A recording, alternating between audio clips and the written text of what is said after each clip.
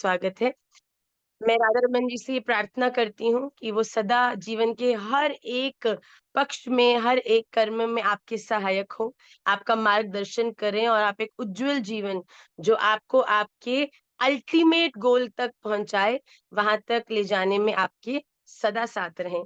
आइए आज की कक्षा को हम अविलंबित रूप से आगे ले जाते हुए श्री राधा रमन जी के श्री चरणों में अपना प्रणाम निवेदित करते हुए आज की कक्षा को प्रारंभ करें। कृष्णाय वासुदेवाय हरये परमात्मने प्रणतः क्लेशनाशाय गोविन्दाय नमो नमः। सच्चिदानन्दरूपाय विश्वोत्पत्त्यादिहेतवे तापत्रय विनाशाय श्रीकृष्णाय वयं नुमः। श्रीरामाय वयं नुमः। श्रीगौराय वयं नुमः। पञ्चतत्त्वात्मकं कृष्णं भक्तरूपस्वरूपकं भक्तावतारं भक्ताख्यं नमामि भक्तशक्तिकं। हरे कृष्ण कृष्ण कृष्ण हरे हरे, हरे राम राम राम हरे हरे। श्री राधा रमण लाल की जय। श्रीमन चैतन्य महाप्रभु की जय। श्री वृंदावन धाम की जय। श्री श्री गोपाल भट्ट गोस्वामी जी महाराज की जय। संपूर्ण गुरु परंपरा की जय। श्री वृंदावन धाम की जय। जय जय श्री राधे, जय जय श्री राधे, जय जय श्री राधे श्याम। निताई गौर हरि बोल, गौर प्रेमानंदे हरि हरि बोल। वाञ्छाकल्पतरुभ्यश्च कृपा सिन्धुभ्यैव च पतितानां पावनेभ्यो वैष्णवेभ्यो नमो नमः। मैं श्री राधा रमन देव जी के श्री चरणों में, अपने सदगुरुदेव भगवान के श्री चरणों में और आप सभी राधा रमणीय प्यारों के श्री चरणों में मैं अपना दंडवत प्रणाम निवेदित करती हूँ। आइए आज की कक्षा में हम अविलंबित रूप से प्रवेश करें। जैसे कि आप सभी लोग ऑलरेडी जानते हैं the pattern of the class, और अगर कोई आज भी पहली बार कक्षा से जुड़े हैं तो हम कक्षा के पहले 15 से 20 मिनट में शास्त्र पाठ का अध्ययन करते हैं, जिसमें श्रीमद् भगवत गीता के आज 5th चैप्टर को हम स्टार्ट करने वाले हैं। उसके बाद हम second part of the class के अंदर श्री विष्णु सहस्त्रनाम स्तोत्र के आप सबके द्वारा याद किए हुए श्लोकों को रिवाइज करेंगे। और आज एक नया श्लोक जो कि बहुत ही महत्वपूर्ण श्लोक है और आप में से लगभग लोगों ने उसको निश्चित रूप से सुना भी होगा, उसको हम सहस्त्र नाम के ध्यान के रूप में याद करेंगे। और फिर एक बहुत ही ब्यूटीफुल सूत्र के साथ आज की क्लास को हम कंक्लूड करेंगे। तो आइए आज की हम मूल क्लास में प्रवेश करते हैं। As you all know, these are 3 parallel classes. The syllabus of 3 parallel classes is same. Monday and Tuesday classes are exactly same. In the Sunday class we are doing the 11th chapter of Bhagavad Gita. Rest everything is same. So just in case any day you are able to miss the class जिसमें आप आते हैं, तो you can join the Monday or Tuesday class also. But Monday class is in English. That is the only differentiation you are going to get in the Monday class. Otherwise these 3 classes run parallel. ठीक है। मैं कुछ बच्चों को देखती हूँ, मुझे अच्छा लगता है आपका राधा रमन जी के प्रति इतना प्रेम है कि आप सोचते हैं कि हर क्लास में डेफिनेटली आप एक ही स्टोरी को अगर 3 बार सुनाते हैं तो उसमें कुछ ना कुछ वेरिएशन आता है। तो कई लोग हर क्लास में आते हैं, उनकी डेडिकेशन को देख के मुझे इतनी प्रसन्नता होती है, तो राधा रमन जी को तो कितनी होती होगी। पर just to inform that these are not interconnected classes but 3 independent batches. So let's start. I'm very excited for today's सूत्र.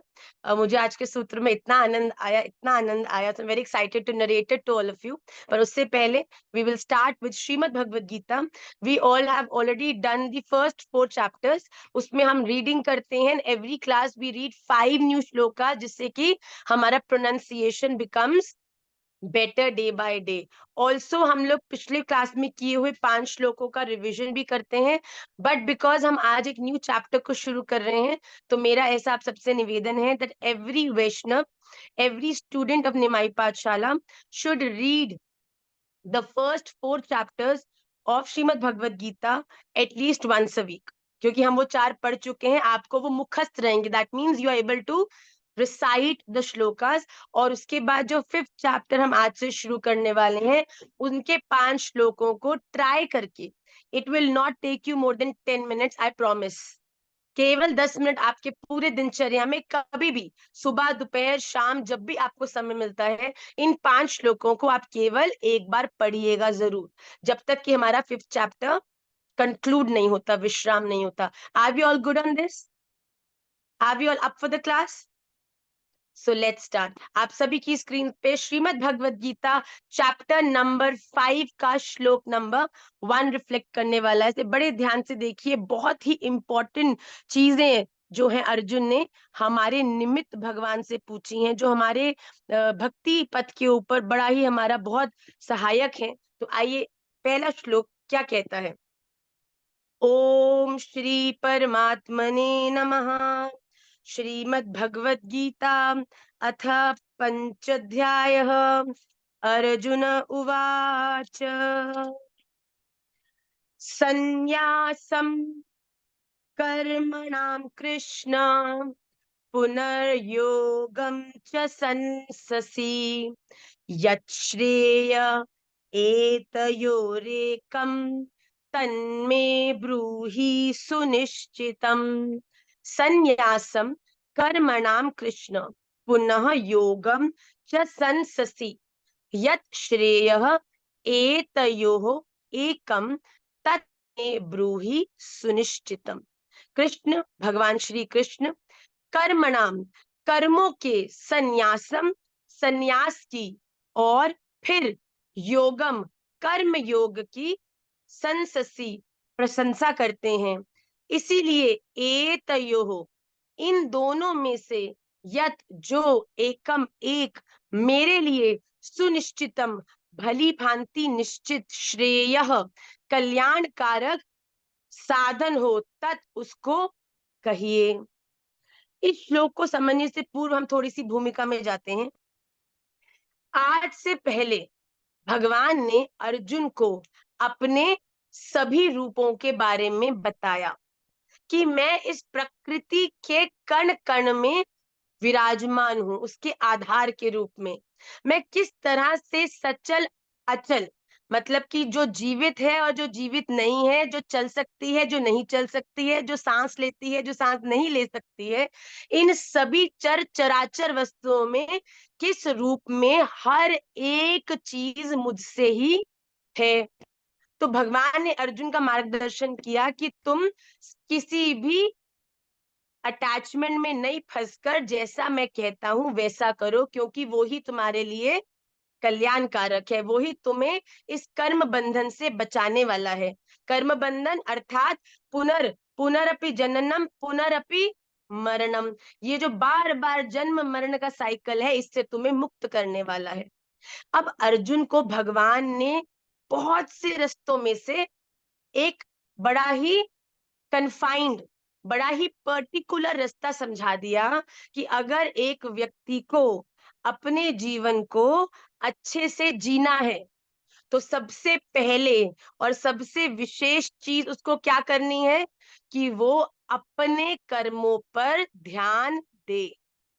आपका पड़ोसी क्या कर रहा है, आपका कंपेटिटर क्या कर रहा है, जो आपको पसंद नहीं है, उनके कर्मों पर ध्यान देने से आप उलझने ही वाले हो। पर अगर आपको भगवान की प्राप्ति करनी है, तो आपको क्या करना पड़ेगा, अपने कर्मों पर ध्यान देना पड़ेगा। मैं क्या कर रहा हूं, मैं क्यों कर रहा हूं, मेरे करने का उद्देश्य है, मैं किस तरह से कर रहा हूं, मैं ये किसके लिए कर रहा हूं। जब इन सब चीजों का उत्तर देने में आप समर्थ हो जाएंगे, जब आपकी हर एक जिज्ञासा का अर्थ केवल एक ही होगा, और वो क्या होगा, श्री राधा रमण चरण रति रस्तु, श्री राधा रमण देव जी के चरणार विंद की अविचल भक्ति प्रीति प्राप्त करना ही मेरा एकमात्र जीवन का लक्ष्य है। जब व्यक्ति इसके लिए कर्म करना शुरू करता है, तब भगवान कहते हैं कि वो मुझ तक ही पहुंचता है। राइट।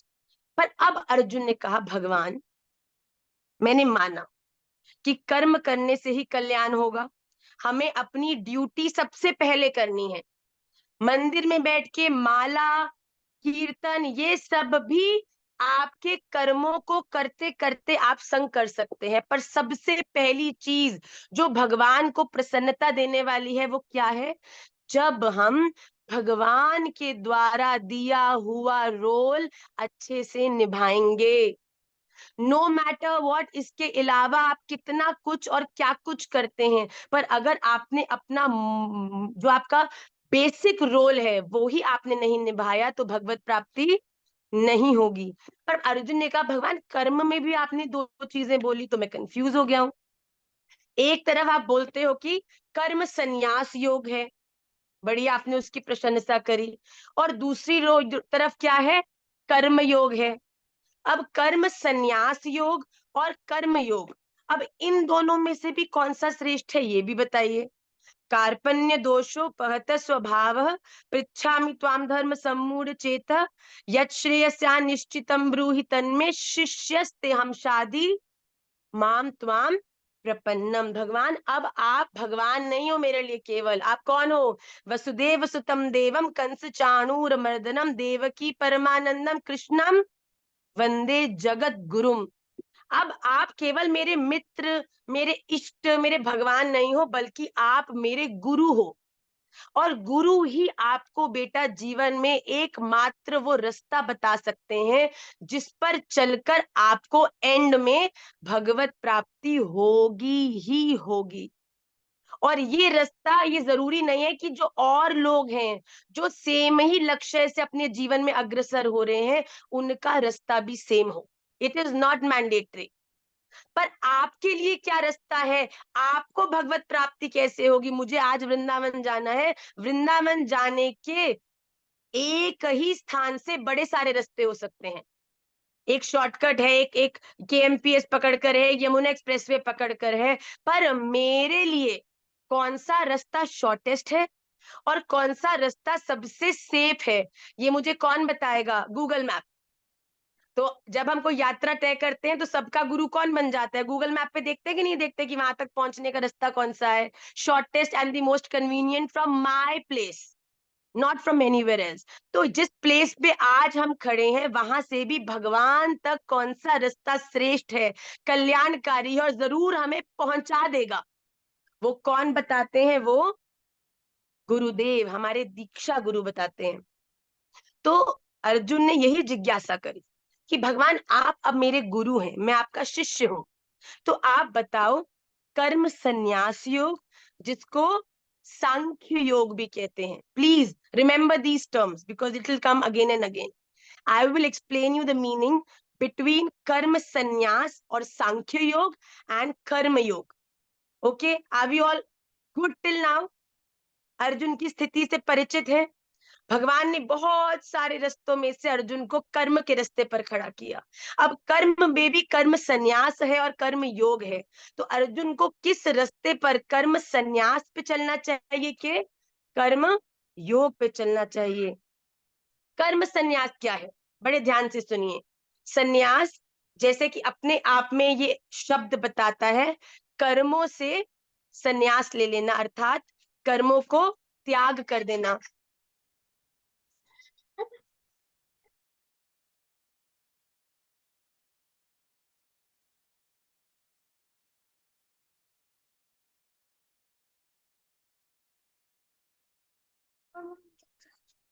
राधा रमण लाल की जय। तो कर्म संन्यास और कर्म योग, ये दो प्रकार के साधन है भगवत प्राप्ति के। जो कर्म संन्यास योग है वो क्या कहता है कि हम कर्मों से संन्यास ले लें, अर्थात कि हम जो भी जीवन में कर रहे हैं वो कर्म मैं नहीं कर रहा, मेरे द्वारा संन्यास ले लिया गया है कर्मों से, मतलब कि मैं जो भी करता हूं वो मैं नहीं बल्कि श्री राधा रमन लाल करते हैं। अब एक बात बताओ, क्या आपको लगता है, जेन्युइनली बताना, कि हम लोगों का चिंतन इतना श्रेष्ठ है कि हम अपने जीवन के एवरीडे में, तुम खुद ही रेट्रोस्पेक्ट करके सोचो, रेट्रोस्पेक्ट में सोचो कि तुम जो करते हो वो सब कुछ राधा रमन जी के करने योग्य कर्म है? खुद सोचिए। अगर हम कहते हैं हम जो करते हैं वो हम नहीं, राधा रमन लाल करते हैं, तो क्या राधा रमन लाल वो सब करते हैं जो हम एक्चुअली करते हैं? Is it a very easy way to conduct the karmas of your life? I don't think so. हर चीज में ये चिंतन बिठाना कि राधा रमन लाल इससे प्रसन्न होंगे कि नहीं, और मैं जो कर रहा हूं वो राधा रमन जी कर रहे हैं। और मैं साची कहती हूँ, अगर जीवन में उल्टे काम करके भी राधा रमन जी को मुख्य बना दोगे ना, तो सहस्त्र कोटि होके जब वो आपके जीवन में वापस लौटेंगे, तब अपना ही माथा पीटोगे कि ये मुझसे कैसे है गए हो। तो हमारे लिए बड़ा अनिवार्य है कि हम अगर कर्म संन्यास जो कि सांख्य योग है उसका चयन करते हैं, तो अपने जीवन में अपने ऊपर जो कंट्रोल है वो बड़ा ही स्ट्रांग होना पड़ेगा। हमें सोचना पड़ेगा कि हम क्या कर रहे हैं, क्यों कर रहे हैं। राधा रमन कर रहे हैं, हम नहीं कर रहे हैं, तो उनके योग्य कर्मों को करना पड़ेगा। पर दूसरी ओर भगवान ने एक और रास्ता दिखाया है, जो कि है कर्म योग। एंड व्हाट डज कर्म योग सेज? कर्म योग सेज कि आप जीवन में जो भी कर रहे हो उसे समत्व में करो, उसे आप हर एक के प्रति इक्वल होके करो। आई am not biased towards anybody, any situation, any anything in my life. मैं उसके संग भी अच्छी हूं जो मेरे संग अच्छा है, मैं उसके संग भी अच्छी हूं जो मुझसे अच्छा नहीं है, मैं उसके संग भी अच्छी हूं जो मुझसे परिचित है, मैं उसके संग भी अच्छी होंगी जिससे मैं परिचित अभी नहीं हूं। आज मेरे जीवन में प्रोग्रेस है, मैं बहुत प्रसन्न हूं। कल मेरे जीवन में स्ट्रगल आएगी, मैं तो भी प्रसन्न रहूंगी। आज मैं सक्सेसफुल हूं, राधा रमन जी की बड़ी कृपा है। कल मैं अगर सक्सेसफुल नहीं होंगी, निश्चित रूप से राधा रमन जी की ही ये इच्छा है, और कहीं ना कहीं ये मेरे लिए हितकारी है, इसीलिए इसमें भी मैं प्रसन्न ही हूं। अर्थात जो व्यक्ति जीवन के हर एक फ्रेम ऑफ माइंड में, हर व्यक्ति से, हर जीव से, प्रकृति से, हर एक के संग इक्वल है, हर एक के संग एक जैसा है। देखिए, ये तो हम कर सकते हैं, जीवन में हर एक के संग अच्छा होना, जीवन में हर एक का सम्मान करना, जीवन में हर एक से प्रेम करना। This is something I think is comparatively easier for all of us to do.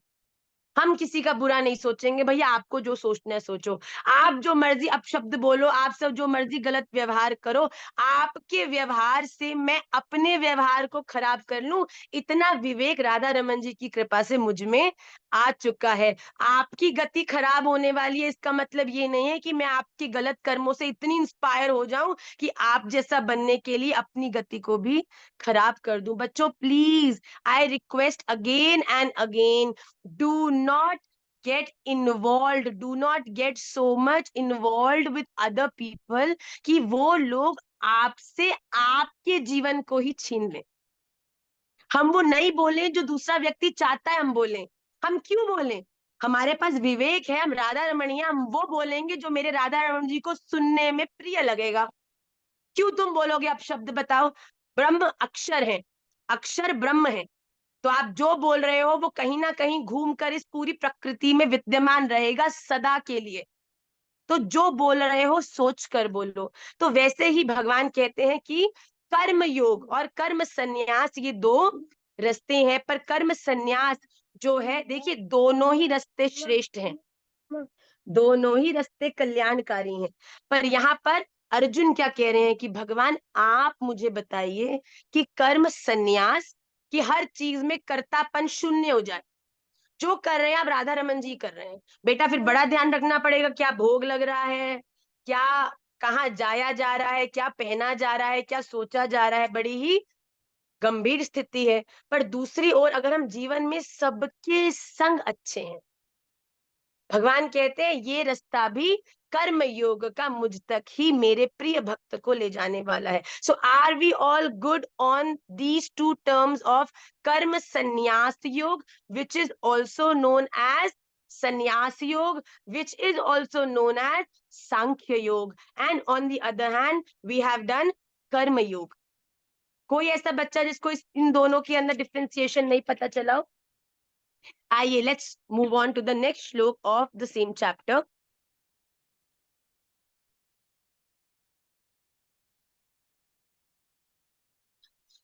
श्रीभगवानुवाच संन्यासः कर्मयोगश्च निःश्रेयसकरावुभौ तयोस्तु कर्म संन्यासात् कर्मयोगो विशिष्यते। संन्यासः कर्मयोगः च निःश्रेय सकरौ उभौ तयोः तु कर्म संन्यासात् कर्म योग विशिष्यते। संन्यास मतलब कर्म संन्यास योग और कर्म योग उभौ दोनों ही निश्रेय सकरौ परम कल्याण करने वाले हैं, परंतु तयो उन दोनों में भी कर्म संन्यास से कर्म योग सुगम होने के कारण विशिष्यते ज्यादा श्रेष्ठ है। देखिए भगवान की करुणा का प्रमाण देखिए, भगवान हमेशा इस चीज का ध्यान नहीं करते कि मुझे ज्यादा आनंद देने वाला कौन सा रास्ता है। भगवान का चिंतन सदा उस एक मार्ग में रहता है जो उनके प्रिय भक्तों के लिए सुगम होता है। सुगम मतलब इजी। तो भगवान कितनी उत्सुक है, आतुर है इस भक्त और भगवान के मिलन के लिए, पर हम कहीं ना कहीं अपनी लेजीनेस, निग्लिजेंस, अपने सेल्फिश इंटरेस्ट के कारण अपनी ड्यूटीज को करने में असफल होते हैं और फिर इसका दोष कहाँ पर डालते हैं? भगवान पर भगवान कहते हैं अर्जुन, कर्म संन्यास योग और कर्म योग दोनों ही रास्ते मुझ तक पहुंचने वाले हैं। पर मैं एक बात और बता दूं कि मेरे भक्तों के लिए कर्म संन्यास योग से ज्यादा कर्म योग ज्यादा आसान है कलयुग में निभाना। इसीलिए मेरे लिए तो मेरे भक्तों के लिए वही रास्ता ज्यादा श्रेष्ठ है। तो भगवान की वाणी भी कह रही है कि कर्म संन्यास से ज्यादा बेहतर कर्म योग है। क्यों? देखिए प्लीज इस क्यों को जरूर समझिएगा, क्योंकि हम अपने जीवन में बहुत बड़ा अपराध बनाते हैं ये बताकर कि हम जो भजन करते हैं, हम जिस रास्ते पर चलते हैं केवल वही श्रेष्ठ है, और आगे जो व्यक्ति हमारे हैं जो कोई अन्य रास्ते पर चलकर भगवत प्राप्ति का प्रयास कर रहा है, उसकी निंदा स्तुति कर कर कि तुम्हारा रास्ता श्रेष्ठ नहीं है। ये जीवन में इससे बड़ा कोई अपराध नहीं है। भगवान को प्राप्त करने में बहुत से रास्ते हैं, पर भगवान की तरफ से भगवान कहते हैं कि एक भक्त के लिए जो सबसे आसान रास्ता है, इससे आसान है इसीलिए मैं उसको श्रेष्ठ कह रहा हूं, वो कर्म योग है। Be good to everybody in your life, do not be partial towards anybody. अपने जीवन में स्वसुख के लिए नहीं, सर्वहित के लिए, सबके कल्याण के लिए हम काम करें। जब इस प्रकार का जीवन जीने का हम प्रयास करने लगते हैं तो भगवान कहते हैं ऐसे भक्त को भी मुझ तक पहुंचना नहीं पड़ता, बल्कि मैं स्वयं उसे ले जाने के लिए आ जाता हूं। देखिए अगले श्लोक में देखिए, भगवान ने अर्जुन को बता दिया कि कर्म संन्यास और कर्म योग दोनों में से कर्म योग भक्तों के लिए सुगम होने के कारण ज्यादा श्रेष्ठ है। ज्ञेय स नित्य संन्यासी यो न द्वेष्टि न कांक्षति निर्द्वंदो हि महाबाहो सुखम बंधात् प्रमुच्यते। ज्ञेयः सह नित्य संन्यासी यह न द्वेष्टि न कांक्षति निर्द्वंदः हि महाबाहो सुखम बंधात् प्रमुच्यते।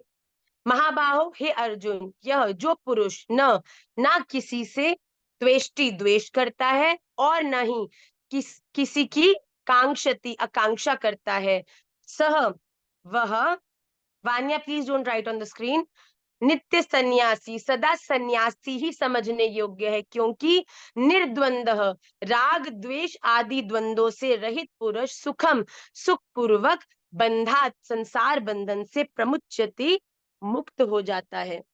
अब भगवान ने बता दिया कि ये बिल्कुल मत समझना कि जो व्यक्ति, अगर आपको ऐसा लगता है कि परिवार में सबकी सेवा कर रहा है, दिन रात सुबह उठ के खाना भी बना रहा है, बच्चे भी देख रहा है, सब चीजें मैनेज भी कर रहा है, घर की देखभाल भी कर रहा है, वो केवल इस दुनिया के ही कर्म कर रहा है, वो केवल इस दुनिया में ही अटैच्ड है। मैं आपको सच्ची बात कहती हूँ, एक विशुद्ध वैष्णव भक्त वो है जो अकेले कमरे में ही अकेला नहीं है, बल्कि मेले में भी अकेला ही चलता है। इस दुनिया में बड़े से लोग हैं बेटा, जो अपने आप को पूरी दुनिया से संन्यास लेके कमरों में बंद कर कर, घरों को छोड़कर जंगलों में चले जाते हैं, और फिर जंगलों में जाकर घर का चिंतन करते हैं। तो वो घर को छोड़कर भी घर उनमें उनसे ज्यादा विद्यमान है। पर दूसरी ओर ऐसे लोग भी होते हैं जो घर में रहते हुए, घर का हर काम करते हुए, केवल राधा रमन जी की प्रसन्नता के लिए, सब में होते हुए भी केवल राधा रमणीय ही रहते हैं, केवल राधा रमन लाल के रहते हैं। तो भगवान कहते हैं सब कुछ छोड़ के जंगल में जाकर संसार का चिंतन करने वाले तो फिर कर्म बंधन में फंसकर फिर संसार में ही आते हैं, पर जो लोग संसार में रहते हुए मेरा ध्यान करते हैं, जो संसार में रहते हुए भी मन से सन्यासी होते हैं, वो ही प्रत्यक्ष रूप से मेरा भजन करने वाले हैं। वो सन्यासी न दिखते हुए भी सबसे बड़े सन्यासी हैं। तो हमें भगवान यहाँ क्या कह रहे, देखो, भगवान कहते हैं तुम्हें किसने कहा ये छोड़ो वो छोड़ो, ऐसा करो वैसा करो। भगवान कहते हैं मैंने कुछ नहीं कहा, जितना मैंने तुम्हें दिया है, जितना मैंने तुम्हें करने को कहा है, केवल अगर तुम उतना भी पूर्ण पवित्रता से मेरे लिए करोगे, तो तुम अंत तो गत्वा मुझे ही प्राप्त करने वाले हो। यहाँ पर भगवान कहते हैं कौन सा वो भक्त है जो मुझे प्राप्त करता है, जो न- निर्द्वंद, मतलब वो व्यक्ति जिसके मन में सबसे पहला कोई द्वेष नहीं है।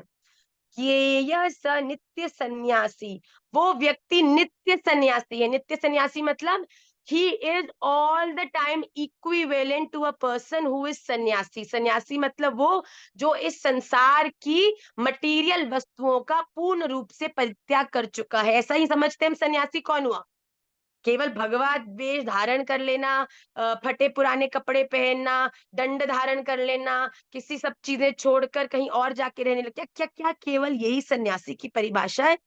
अरे भैया, ऊपर से दिखने वाला सन्यासी जरूरी ना है कि अंदर से भी सन्यासी है। और मैं साची कहती हूँ, बिल्कुल सुंदर रूप से सजी कोई माता भी चल रही होगी ना, वो चलने में दिखेगी तुम्हें बहुत बड़ी सुंदरी, पर तुम जानो ना हो अंदर से वो कितनी बड़ी तपस्विनी और सन्यासी हो सकती है। इसीलिए ठहर जाओ, रुक जाओ, सामने खड़ा हुआ कोई भी व्यक्ति हो, कैसा भी हो, फटा हुआ हो या जीन्स पैंट में हो, कैसा भी हो, उसके प्रति कोई भी टिप्पणी बनाने से पहले अपने गाल पे दो चांटे जमा लेना, क्योंकि हमारे पास वो दिव्य दृष्टि ना है। सामने खड़ा हुआ मटीरियलिस्टिक पर्सन दिखता हुआ भी कितना बड़ा भक्त हो सकता है, और कई लोग कितने बड़े भक्त होते हुए भी कितने मटीरियल हो सकते हैं। हम लोगों में देखो ना वो पात्रता है, ना वो दृष्टि है। तो भैया जिसका ज्ञान नहीं है तो काय को फंसते हो उस चीज के अंदर। सबको राधे राधे बोलो, सबके सामने हाथ जोड़ो, राधा रमन जी आपका मंगल है करे बोलो, आप सदा ठाकुर जी के प्रति आपका जो भाव है वो बढ़ता जाए, राधा रमन जी अपने चरणों की भक्ति आपको दे,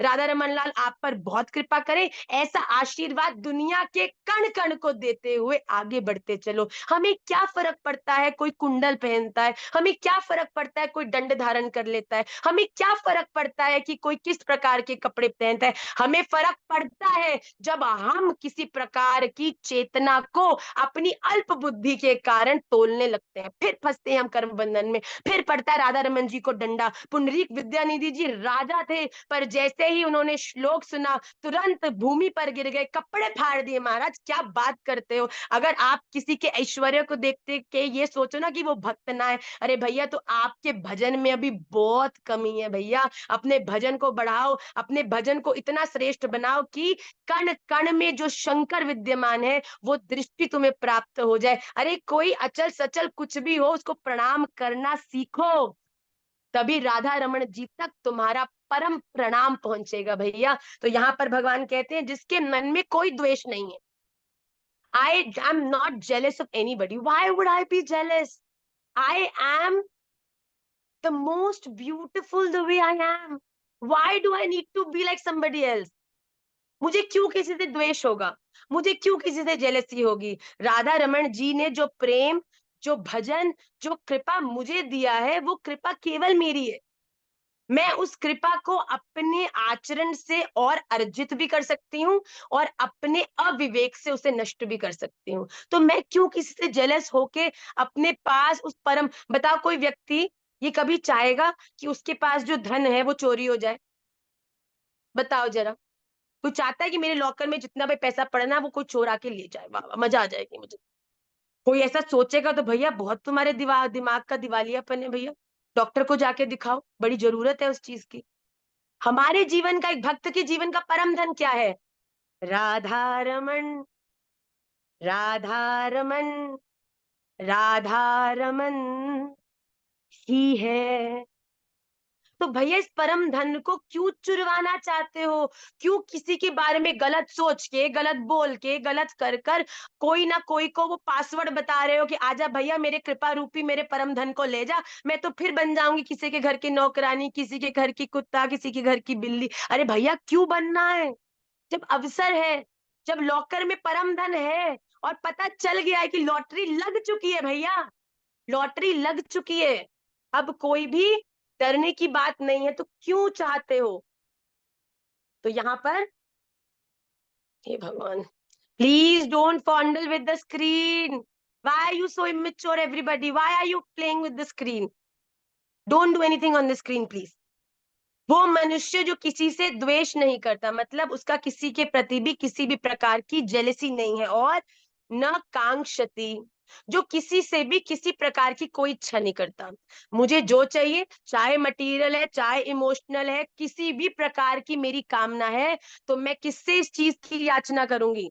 मैं केवल और केवल श्री राधा रमन जी से ही उसकी प्रार्थना करूंगी, जो इस संसार से कोई भी कांक्षा नहीं रखता, कोई भी अटैचमेंट नहीं रखता, और वह कर्म योगी सदा संन्यास, सन्यासी समझने योग्य है। मतलब कि जो व्यक्ति किसी से जेलस नहीं करता और जो व्यक्ति किसी से अटैच नहीं है, किसी से किसी प्रकार की उसको कामना नहीं है, किसी भी प्रकार से उसको किसी से कोई मतलब नहीं है कि कोई उसका कोई काम कर दे, ऐसी कोई उसकी प्रार्थना नहीं है। उसके जीवन की केवल एक ही प्रार्थना है कि मेरे जीवन में मुझे कुछ भी आवश्यकता होगी तो बड़े से बड़े सेठ भी उसके पास हो, फिर भी वो याचना हाथ फैलाएगा तो केवल और केवल अपने राधा रमन के सामने। और मैं सच्ची बात बोलूं, राधा रमन जी से मांगने से बिल्कुल मत डरा करो। अरे मटेरियल चीज की जरूरत है, घर में आर्थिक स्थिति खराब है, पैसा नहीं है, बच्चों को पढ़ाने में असुविधा है, बच्चे सुनते नहीं है, बड़े दुखी हो, बिल्कुल राधा रमन जी को बताओ। I think I told in my last class, जब मैं भजन में बैठती हूँ राधा रमन जी की सेवा में, प्रिया रमन जी की, तो मैं तो उनके कान खा जाती हूँ बेटा। मैं तो इतनी बात करती हूँ कि प्रिया रमन जी भी कहते हैं महारानी अब तो चुप कर जा, जल्दी सेवा करे। मतलब मैं जब सेवा में आती हूँ उस समय, उससे पूर्व मैं कोई भी ऐसा काम इनकम्प्लीट नहीं छोड़ के आती कि जब मैं सेवा में आऊं तो मेरे चिंतन में कोई और आए। और मेरा छोटा लाला निमाई अगर चिंतन में आता भी है तो मैं सदा ये मेक श्योर करती हूँ कि जब मैं सेवा में होती हूँ तो मेरा लाला मेरे पास बैठे, जिससे मेरी जो चेतना है, मेरा जो प्रिया रमन जी का आनंद है, जो मेरे सचल राधा रमन जी का आनंद है, वो किसी भी प्रकार से भ्रमित ना हो। अरे इतने पोजेसिव हो जाओ ना भैया अपने भगवान के लिए, हो जाओ ना अपने भजन के लिए। पर ये बात बहुत समझने योग्य है कि पहले काम है, पहले तुम्हारी ड्यूटी है और उसके बाद तुम्हारी सेवा है। बताओ, भगवान ने तुम सबको सचल सेवा दे रखी है। मेरे घर में ललिता विशाखा जी भी हैं, मेरे घर में सचल श्री राधा रमन लाल भी हैं, मेरे घर में राधा रमन लाल बाल स्वरूप में भी हैं और परम स्वरूप में भी हैं। बताओ भैया, तुम अपने घर की इन सब सचल सेवाओं को छोड़कर, उन सब का परित्याग कर कर अगर आलय में बैठे राधा रमन जी की सेवा में बैठ भी जाओगे, तो बताओ क्या वो कभी प्रसन्न होंगे? तो भगवान कह रहे हैं कि जिसके मन में कोई द्वेष ना हो और जो इस संसार से आकांक्षा नहीं करता पर पूरी तरह मुझ पे निर्भर है, जो चाहिए धड़ल्ले से बैठ के राधा रमन जी से मांगो, राधा रमन जी मुझे ये चाहिए, आप कुछ करके मेरी व्यवस्था कराओ, कुछ करके मेरी बात बनाओ, मेरा इससे प्रेम है, कुछ करके मेरी इससे, इसके हृदय में भी, मेरे दिल, इसके हृदय में भी मेरे प्रति उस भाव को जगाओ। और साची कहूँ, राधा रमन जी के प्लान्स में विश्वास रखिएगा, क्योंकि अगर ये उनको निवेदन करने के बाद भी बात अगर नहीं बन रही, तो ये परम संकेत है कि आपके लिए इससे कुछ बेहतर। अब बताओ, आप लोगों ने कोई कम अच्छी क्वालिटी की चीज पसंद की हो और अपनी माता को बोलो भैया यही दिलाओ यही दिलाओ, मैया कहेगी अरे नहीं दिला सकते, अच्छा नहीं है, नहीं दिलाना, तो रो ले, जो मर्जी कर ले। और फिर जब तुम दूसरी दुकान में गए, उससे अच्छी क्वालिटी, ब्रांडेड क्वालिटी की चीज तुम्हारी मैया तुम्हें वही चीज दिलाए, तो मन को कितनी प्रसन्नता होती है। अरे उस 15 मिनट के तो मम्मा मेरा माथा खराब हो गया, क्यों नहीं दिलाया आपने? इसलिए नहीं दिलाया कि तुझे ये दिलाना था। अरे वाह मैया, मैंने तो सोचा भी नहीं था कि ये मैं कभी, मैंने तो सोचा ही नहीं था, इसलिए कभी इसकी मैंने सोची भी नहीं थी, पर आपने मुझे ये दिला दिया। अरे मेरे राधा रमन लाल, तो आपको क्या क्या दिलाना चाहते हैं हम सोच भी नहीं सकते। पर हम ऐसे बुद्धू पगले बच्चे हैं कि हम छोटी छोटी चीजों से अटैच होकर उन्हीं के लिए पूरी जिंदगी रोते रह जाते हैं। राधा रमन जी कहाँ हमें परम सुख देना चाहते हैं, और हम इस दुनिया के अल्प सुखों के पीछे मरे जा रहे हैं, रोए जा रहे हैं, डिप्रेशन की गोलियां खा रहे हैं। राधा रमन लाल के हृदय को कितनी पीड़ा होती है, मैं क्या बताऊं आपको। तो भगवान कहते हैं ऐसा कर्म योगी जो कर्म करते हुए, संसार में रहते हुए भी किसी से द्वेष नहीं करता, किसी से अटैच नहीं है, किसी का बुरा नहीं चाहता, सबका हित चाहता है, वो संसार में होता हुआ भी सन्यासी कहने योग्य है। क्योंकि द्वंद से रहित मनुष्य सुख पूर्वक संसार बंधन से मुक्त हो जाता है। जो व्यक्ति ने कभी किसी के संग बुरा किया ही नहीं, जो व्यक्ति सबके साथ अच्छा है, जिसकी किसी से कोई, देखिए आपके साथ लोगों की प्रॉब्लम हो, वो लोगों की प्रॉब्लम है। डोंट थिंक कि लोगों को आपसे प्रॉब्लम है तो ये मेरी प्रॉब्लम है और मुझे इसको समाधान करना है। नो, आपको जब तक किसी से प्रॉब्लम नहीं है, वो आपके जीवन का प्रॉब्लम नहीं है। हम क्या कहते हैं, अच्छी खासी जिंदगी चल रही थी, जबरदस्ती दूसरे के फटे में टांग अड़ानी और जीवन को कॉम्प्लेक्स करने, क्यों भैया? तुम कुछ अच्छा कर रहे हो, तुम भजन कर रहे हो, तुम सेवा कर रहे हो, इससे किसी को खींच मिच रही है, तो वो खींच जिसको मिच रही है, दैट्स हिज और her problem. You don't have to explain to them. भगवान कहते हैं कि जो अकृतज्ञ है उसको भी ज्ञान देना अपराध है भैया। जो तुमसे जानना चाहता है ना कि तुम इतने सफल आनंदित कैसे हो, उसको बताओ भगवत मार्ग के बारे में। पर कोई जो निंदा कर रहा है, जिसको पता नहीं है, उसको छोड़ दो। उस पर जब जिस दिन जैसे श्री जी की कृपा होगी ना, क्योंकि तुम किसी को जितना समझाने उतरोगे, वो उतना तुम्हें समझाएगा, और जितना वो तुम्हें समझाएगा, फिर जब वो नहीं समझेगा कि तुम उसे क्या समझाना चाह रहे हो, तो मन में खीज उत्पन्न होगी, और ये खीज कहीं ना कहीं आपके मन में उस दोष दृष्टि को पैदा करेगी। देखिए बड़ी सेंसिटिव है ये भक्ति मार्ग। आपको इसलिए कहते हैं बाकियों के उलझनों में मत उलझो, सबको राधे राधे करते चलो, अपने जीवन में आगे बढ़ते चलो, ठीक है।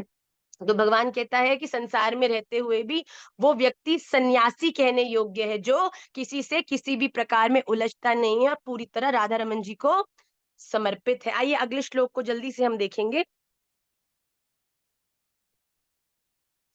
सांख्ययोगौ पृथक् बालाः प्रवदन्ति न पंडिताः एकमप्यास्थितः सम्यक् गुभयोर्विन्दते फलम्। सांख्य योगौ पृथक् बालाः प्रवदन्ति न पंडिताः एकम अपि आस्थितः सम्यक् उभयोः विन्दते फलम्। संन्यास और कर्म योग को बालाः मूर्ख लोग पृथक पृथक मतलब अलग अलग फल देने वाला कहते हैं, न कि पंडित जन। क्योंकि दोनों में एकम एक में भी सम्यक अच्छी प्रकार से स्थित पुरुष उभयो दोनों के फल स्वरूप मुझ परमात्मा को ही प्राप्त करता है। तो यहाँ भगवान क्या कह रहे हैं, देखिए, जो कि मैंने शुरू में ही भूमिका में आप सबको समझाया कि सांख्य योग भी उतना केपेबल है जितना कर्म योग है। ओके, पर कोई व्यक्ति अगर ये सोच रहा है कि भगवान ने मेरे लिए कर्म योग, मेरे गुरुदेव ने मुझे कर्म योग की आज्ञा दी है, तो सांख्य योग श्रेष्ठ नहीं है, तो भगवान कहते हैं ये पंडित जनों का आचरण नहीं है। मेरा, देखिए, श्रद्धा हर एक मार्ग में है, ओके, पर निष्ठा जो मेरे गुरुदेव ने मुझे मार्ग मेरे लिए बताया है उसमें है।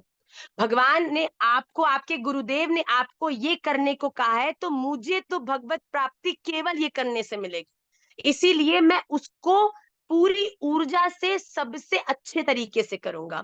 पर हो सकता है किसी और के गुरुदेव ने उसको भगवत प्राप्ति के लिए एक अन्य रास्ता, एक अन्य तरीका बताया हो, जिसको करने से उसको प्राप्ति मिलेगी। पर ये बिल्कुल नहीं है। पर एक बात बताओ, अगर आप अपने गुरुदेव द्वारा बताए मार्ग को छोड़कर उस व्यक्ति के गुरुदेव द्वारा बताए हुए मार्ग को अच्छी तरह से करने लगोगे, तो क्या भगवत प्राप्ति होगी? नहीं, भगवत प्राप्ति नहीं होगी।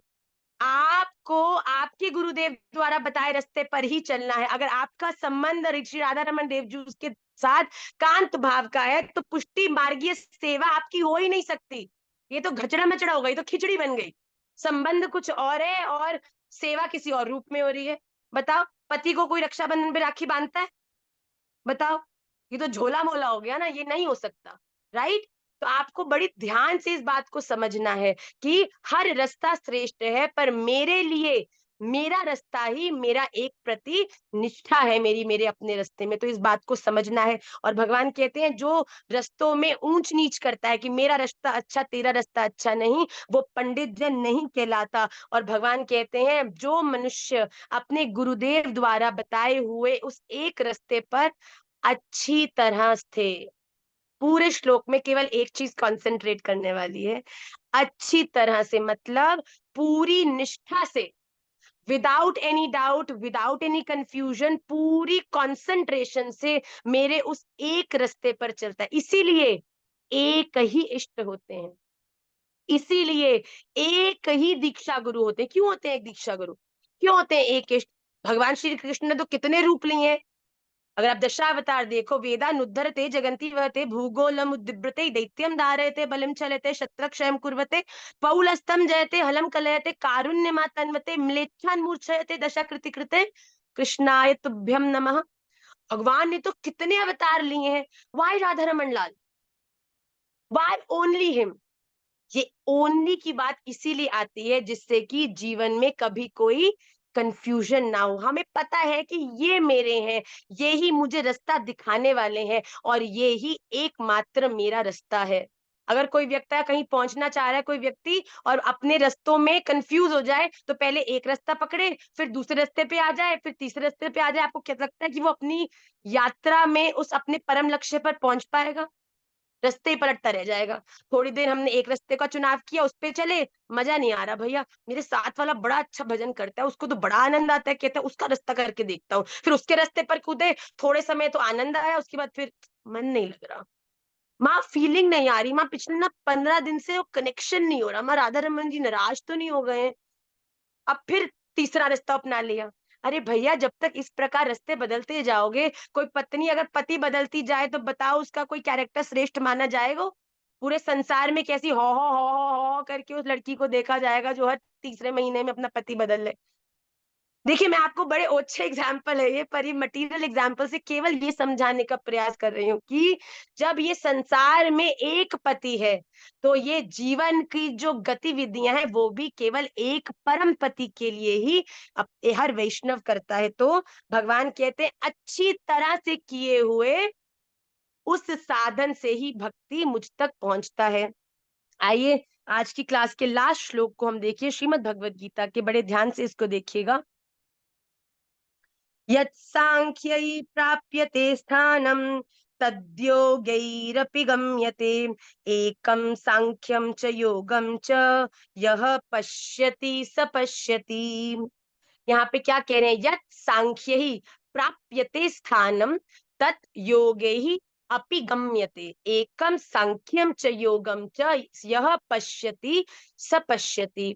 सांख्य ही ज्ञान योगियों द्वारा, मतलब कि जो सबका परित्याग करके ज्ञान रूप से भगवान की प्राप्ति करना चाहते हैं, जो स्थानम परम धाम प्राप्यते प्राप्त किया जाता है, योग ही कर्म योगियों द्वारा भी वही गम्यते प्राप्त किया जाता है। इसलिए जो पुरुष सांख्यम ज्ञान योग और कर्म योग को फल रूप में एक देखता है, वही यथार्थ देखता है, मतलब कि जो व्यक्ति ये जानता है कि जीवन के विभिन्न विभिन्न योगों को अपनी जीवन में अच्छे से करने से हमें परम परम पति परम परमेश्वर भगवान श्री राधा रमन की प्राप्ति होगी। तो भगवान कहते हैं कि जो प्राप्ति सांख्य योगियों को, सांख्य योगी मतलब जो ज्ञानी है, जो इस ज्ञान से परिचित है कि साचो इक राधा रमन झूठो सब संसार, तो सारे संसार का परित्याग करके केवल राधा रमन जी को प्राप्त करने के लिए संसार को छोड़कर चले गए हैं, अलग हो गए हैं। ऐसे ज्ञानी लोग जो जिनको अपने जीवन में भगवत प्राप्ति करने का जिनका जो मार्ग है वो ज्यादा कठिन है, और दूसरी ओर जो कर्म योगी हैं जो अपने जीवन के कर्मों को समत्व रूप से केवल राधा रमन जी की प्रसन्नता के लिए करते हैं, तो भगवान कहते हैं कि ऐसे सांख्य योगी पुरुष और कर्म योगी पुरुष जो फल में, फल क्या है, एंड रिजल्ट, एंड रिजल्ट क्या है, श्री राधा रमन देव जी के चरणारविंद की सेवा। तो हम वो कह रहे हैं कि इन दोनों का ही फल स्वरूप भगवान के चरणारविंद की सेवा को जो देखते हैं वो ही यथार्थ देखते हैं, मतलब कि वो ही सत्य को देखते हैं।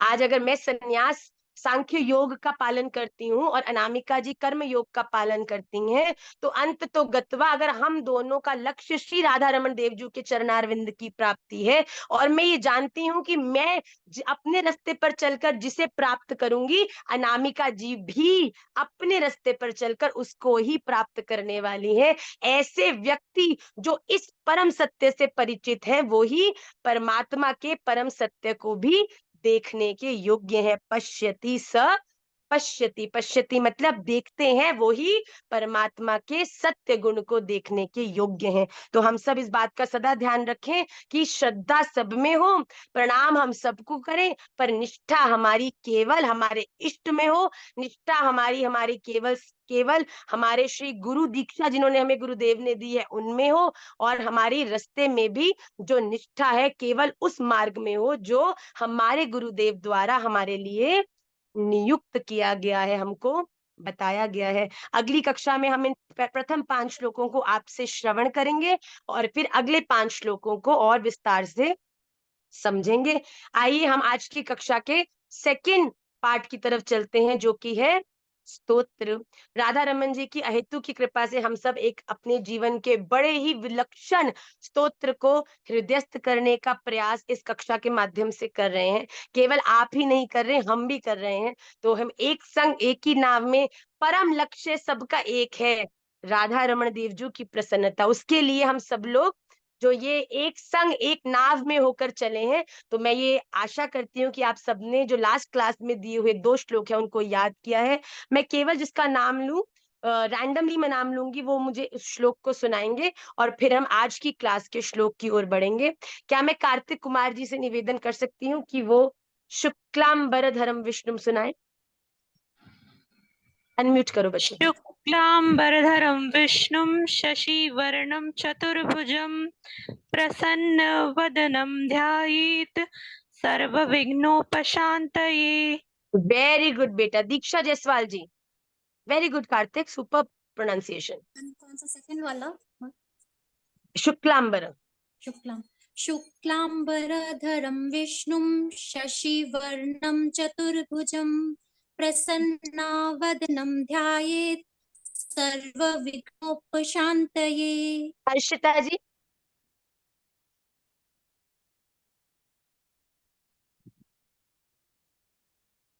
गरिमा बिंद्रा जी,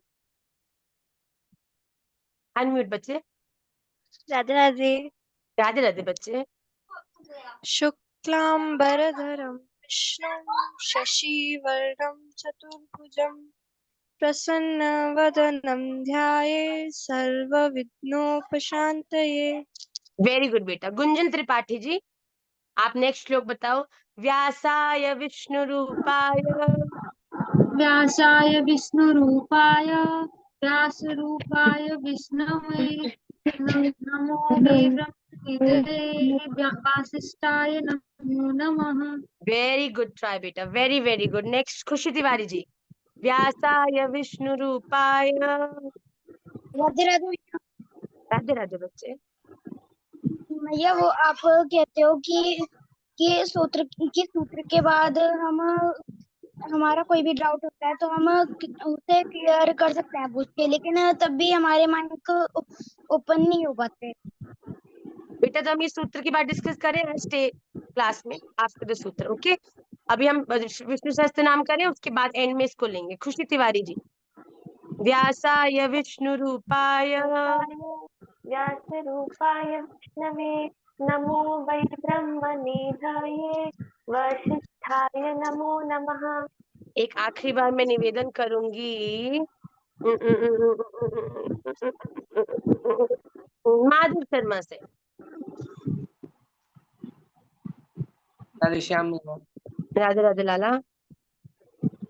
व्यासाय विष्णु रूपाय व्यासाय विष्णु रूपाय व्यास रूपाय विष्णवे नमो नमो नमो वै ब्रह्मनिधये वासिष्ठाय नमो नमः। वेरी गुड लाल, याद करना है माधव, अच्छे से याद नहीं है अभी, ओके। Very good. मुझे ऐसा लगता है कि लगभग आप लोगों ने प्रयास किया है। तो आइए आज हम जिस श्लोक को करने वाले हैं वो बड़ा ही आनंद में है। उसको आप जब श्रवण करेंगे उसका शब्दार्थ भी, तो आपके हृदय को बहुत आनंद की अनुभूति होगी। आपकी स्क्रीन पर ही रिफ्लेक्ट करेगा और लगभग आप लोगों ने शायद इसको सुना भी होगा। शांताकारं भुजगशयनं पद्मनाभं सुरेशं विश्वाधारं गगनसदृशं मेघवर्णं शुभांगं लक्ष्मीकान्तं कमलनयनं योगिभिर्ध्यानगम्यं वन्दे विष्णुं भवभयहरं सर्वलोकैकनाथम्। ये विष्णु सहस्त्र नाम में या भगवान विष्णु के ध्यान का एक बड़ा ही प्रमुख श्लोक है और हम सबको इसको याद करना। मुझे लगता है लगभग लोगों ने स्कूल में इसका गान किया होगा और ये आता भी होगा, पर हम क्योंकि कक्षा में हर चीज आपको आती है चाहे नहीं आती उसको सिखाएंगे। तो आइए आज इसका अर्थ समझते हैं। Is there anybody who knows the entire arth of Shantakaram? Kripa you no? सुरनेक जी, गाते तो हम सब हैं, क्या एक एक शब्द का अर्थ पता है किसी को? वान्या को पता है, क्या बात है। और थोड़ा बहुत वंशिका, ओके नाइस। चलो आज समझते हैं, ठीक है। शांताकारम, भगवान विष्णु कौन है? वो भगवान विष्णु के चरणारविंद की हम ध्यान करते हैं जो गुण से, जिनका स्वरूप, जिनका आचरण क्या है? शांत। कभी आपने भगवान विष्णु का दर्शन किया है? कैसे आनंद से शेष शैया पर लेटे हैं, लक्ष्मी जी चरणारविंद दबा रही हैं और बिल्कुल मंद मंद मुस्कनिया भगवान विष्णु के मुख पर है और पूरी दुनिया में प्रलय आ रही है, क्या हो रहा है उससे अप्रभावित भगवान विष्णु बिल्कुल शांति से अपने स्वरूप में विराजमान है।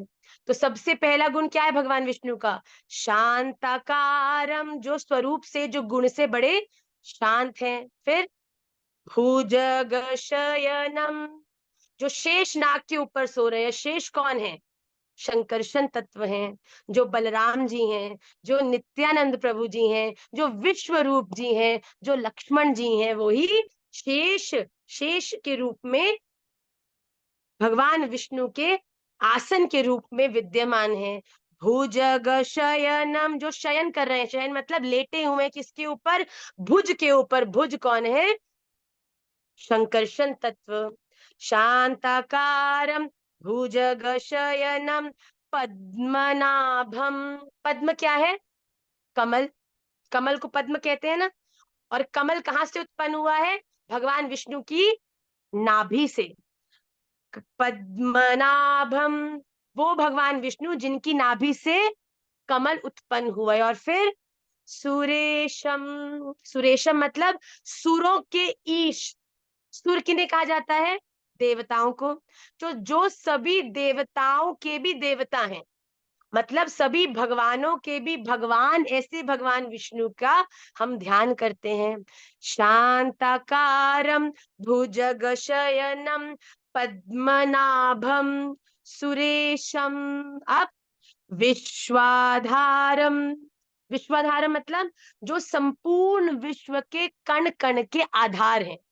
इस धरती के कण कण में भगवान है, क्योंकि भगवान के हुए बिना वो चीज इस दुनिया में हो ही नहीं सकती, क्योंकि इस पूरे विश्व में भगवान के अलावा कुछ है ही नहीं। ये भगवत गीता में भी पढ़ रहे हैं। तो विश्वाधारम जो पूरे विश्व के आधार है, जो भगवान विश्व से है ऐसी बात नहीं है, बल्कि संपूर्ण विश्व भगवान का एक कण मात्र है, ये परम सत्य है। तो भगवान क्या कह रहे हैं? ऐसे भगवान जिन पूरे विश्व का जो आधार है। फिर गगन सदृशम, गगन सदृशम मतलब जो गगन के समान है। अब गगन के समान कैसे भगवान है? गगन के समान इसीलिए भगवान है क्योंकि गगन, आकाश की क्या क्वालिटी है? क्या आप आकाश को नाप सकते हो? क्या आप कभी आपने स्काई का कोई एंड पॉइंट देखा है कि ठीक है जहां तक दृष्टि जाती है वहां तक आकाश दिखता है? दिखता है कि नहीं दिखता? तो भगवान की भी ये क्वालिटी है कि भगवान भी इनफाइनाइट है। भगवान भी गगन, आकाश की तरह आप उनको कभी भी पूर्ण नहीं देख सकते। वो अनंत है। अनंत मतलब नेवर एंडिंग। गगन सदृशम, गगन के सदृशम मतलब गगन के जैसे उनका गुण है कि वो इनफाइनाइट है। और फिर क्या कहते हैं? मेघवर्णम, भगवान विष्णु का वर्ण कैसा है? कलर कैसा है? मेघ जैसा। That is, what is the colour of the cloud? Blue. Yes, blue. Why so under confident children? Blue. तो मेघवर्णम, भगवान विष्णु का रंग क्या है? ब्लू। फिर क्या है? शुभांगम। अब जब बताओ, जब भी मेघ आते हैं तो क्या कभी कहते हैं कि ओ मेघ आगे बड़ी बुरी सूचना ला रहे हैं? जब मेघ आते हैं तो शुभ चिंतक के रूप में ही आते हैं, शुभ सूचना लाते हैं। तो भगवान विष्णु भी शुभांगम, जो भी भगवान विष्णु को अपने ध्यान में लाता है उसके जीवन में शुभ ही शुभ का वो संकेत होता है। जो व्यक्ति भगवान विष्णु का चिंतन करने लग जाए, उनका ध्यान करने लग जाए, तो उसके जीवन में शुभता आ जाती है, उसके जीवन में मंगलता आ जाती है। उसके बाद लक्ष्मी कांतम, जो लक्ष्मी जी के कांत हैं, उनके प्रिय हैं, उनके पति हैं, जिनकी सेवा में लक्ष्मी जी सदा विद्यमान रहती हैं। और कमल नयनम, जिनके नेत्र, भैया नेत्रों ने तो मारा खो है सबको। अब बताओ, ये नेत्र और चरण ही तो है जिनके चक्कर में पूरी दुनिया बावरी है गई है। इधर से उधर दर दर भटके हैं भाई, राधा रमन लाल, राधा रमन लाल बोल बोल के अपने पूरे जीवन उनके चरणान में न्यछावर कर दे। उनके नयन कमल नयन, बताओ, अब आप बताओ कौन कौन राधा रमन जी के नेत्र तक पहुंच जाता है भैया? मैं तो कभी कभी चरणों से ऊपर ना रह सकूं, ठाकुर जी ऊपर नेक्स्ट हो तो जाने दो। ऐसे चरणार विंद की मधुरिमा और फिर नेत्र तक अगर तुम पहुंच जाओ तो भैया, ने शरदुदाशये साधु जात सत सरसी जोदर श्रीमुषादृशा सुरतनाथ ते अशुल्क दासिका वरद निघ्नतो नेह किम वध। अरे मेरे राधा रमन लाल के जो नेत्र हैं भैया, उन्होंने ही तो मार डालो है, मार राखो है हम सबको।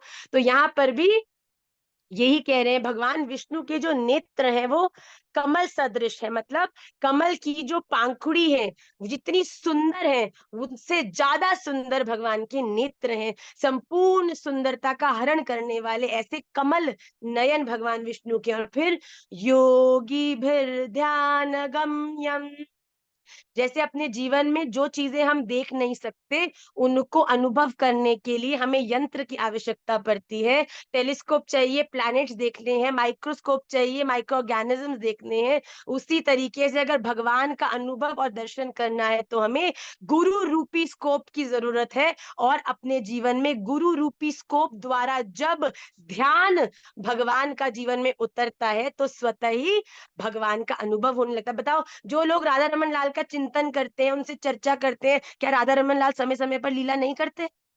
आपको ये बताते नहीं है कि मैं सुन रहा हूं, मैं खड़ा हूं, मैं देख रहा हूं, क्यों चिंता करता है भाई? नहीं करते। मेरे संग तो बहुत करें भैया। मैं जो सोचूं उसका कुछ अलग ही सिस्टम बना के। और मालूम है सबसे फनी बात क्या है, कि मैंने सोचा अच्छा आज कल इतने बजे निकलना है, ये करना है, वो करना है, in a minute the entire plan changes. मुझे कुछ समझ नहीं आता, मैं अपने 3 बच्चे गोदी में उठा के, अपने सूटकेस हाथ में उठा के गाड़ी में बैठ के निकल जाती हूँ। और फिर मैं सोचती हूँ भैया ये हो क्या रहा है, मतलब मैंने आराम से करूंगी, जाऊंगी आनंद से पैकिंग, मतलब लिटरली राधा रमन लाल कहते हैं आओ, तो कुछ होश नहीं रहता। Literally in the end you question yourself, ये हो क्या रहा है भैया।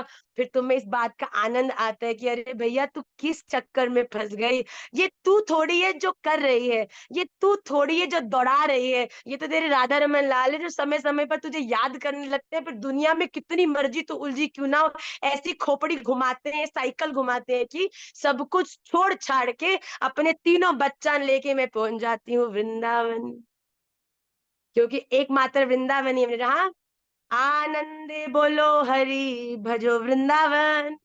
जो वृंदावन को भजते हैं, देखो आनंद तो उनके जीवन में ही आता है।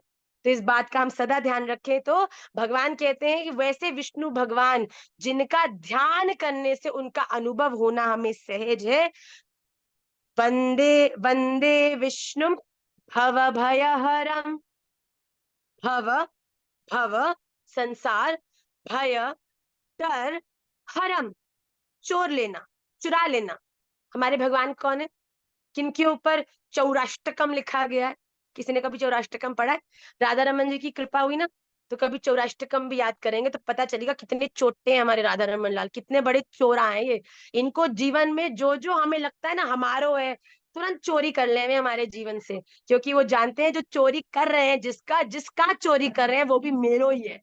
और उसको बार बार तो वो हम कुछ किसी से अपने आप को अटैच करते हैं, भगवान उसको चुरा लेते हैं। कहते हैं भैया कहाँ अपनी केंद्र कर रहा है, इधर आ तू मेरे पास आ। तो यहाँ पर क्या कहते हैं, जो पूरे संसार के हर डर को चुरा लेते हैं। जो राधा रमन जी से प्रेम करता है वो इस पूरे संसार से भयभीत हो जाता है।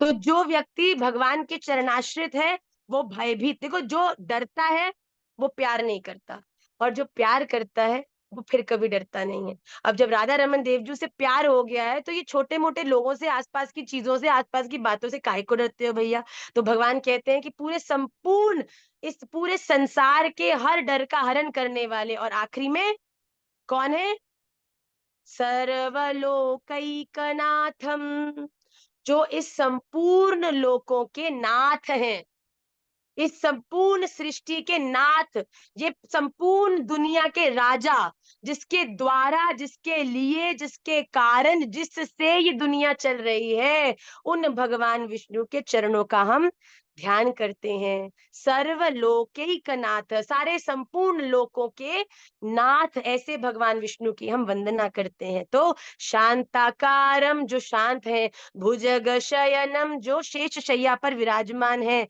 पद्म पद्मनाभम, जिनकी नाभि से कमल उत्पन्न हुए हैं, सुरेशम, सभी देवताओं के देवता, विश्वाधारम, संपूर्ण विश्व के आधार में जो है, गगन सदृशम, गगन के समान, आकाश के समान जो अनंत है, मेघ वर्णम, मेघों के वर्ण वाले मतलब ब्लू कलर वाले, और शुभांगम, जिनके ध्यान से जीवन में शुभ ही शुभ होता है, लक्ष्मीकांतम, लक्ष्मी जी के प्रिय, और कमल नयनम, जिनके नयन कमल की तरह सुंदर है, और फिर योगी भीर ध्यान गम्यम, जिनका ध्यान करने से, जिनके ध्यान योग करने से अपने जीवन में अनुभव किया जा सकता है। वंदे विष्णु, ऐसे भगवान विष्णु की हम वंदना करते हैं जो संपूर्ण लोक के डरों का हरण कर लेते हैं। भव भय हरम सर्वलोकैकनाथम, जो इस संपूर्ण लोकों के